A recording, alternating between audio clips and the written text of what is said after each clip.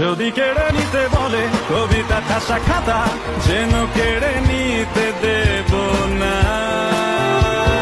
আচ্ছা, আমি যদি আপনাকে কিছু নামের সিরিয়াল বলি, প্রথমে আয়ুব বাচ্চু, তারপরে গুরু জেমস, তারপরে আপনি কার নামটা রাখবেন? বেশিরভাগ মানুষ এখানে নোবেলের নামটা রাখবে। সেই তুমি কেন এত অচেনা হলে? যদি আপনার মনে নোবেলের নামটা আসে তাহলে এই ভিডিওটা আপনার জন্য। ঢাকা বাংলাদেশ থেকে নোবেল। একটা ফুটন্ত ফুল যেভাবে ছড়ে যায়, নোবেল ভাই আসলে সেইভাবে ছড়ে গেছে।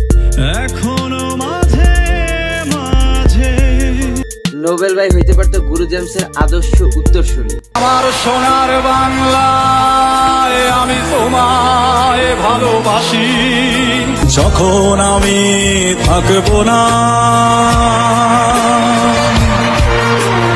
করবি রে বোকা।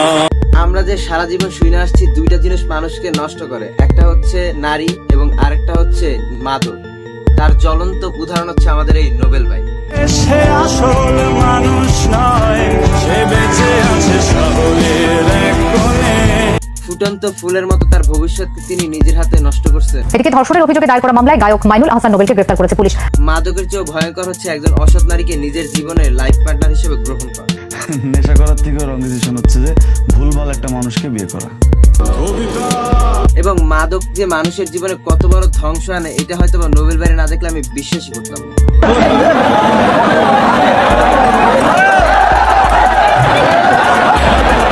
এপার বাংলা ওপার বাংলা লক্ষ কোটি মানুষের মন জয় করা নোবেলের শ্রেষ্ঠ সময় ছিল 2018 সাল। ঢাকা থেকে আমাদের রকস্টার নোবেল।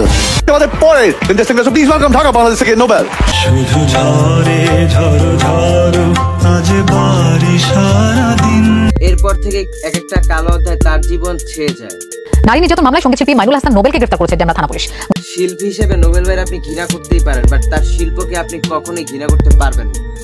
যদি কেড়ে নিতে যারা স্বর্গগত তারা এখনো জানে, হৃদয় আছে যার সেই তো ভালোবাসে।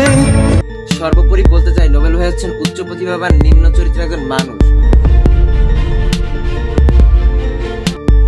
এখন নোবেল আমাদের কাছে শুধুমাত্র একটি আক্ষেপের নাম মাত্র। যদি কেড়ে নিতে বলে কবিতা খাসা খাতা যেন কেড়ে নিতে দেব না। সেই তুমি কেন এত অচেনা? সারি মুখ আসে আর যায়, নেশা তোর চোখ টিভি পরে।